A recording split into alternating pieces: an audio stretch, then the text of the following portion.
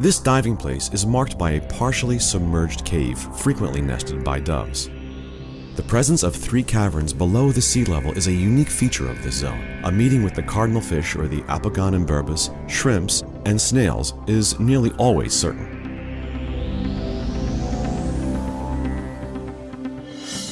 Our dive begins at the anchor buoy of the marine protected area of Portofino, which we can find behind the small indentation of the main cavern. At the beginning of the stony seafloor, there is a slight inclination that increases during our approach to the maximum depth.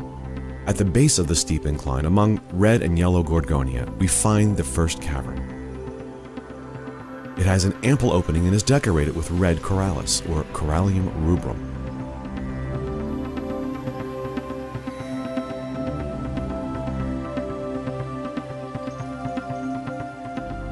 During the ascent, we can visit a second burrow that is basically more narrow than the first one, but similar in its formation. The dive follows the rock wall on our right-hand side until we've reached the main cavern in low water. This cavern has 2 ample entries, and the reflections of the light are spectacular.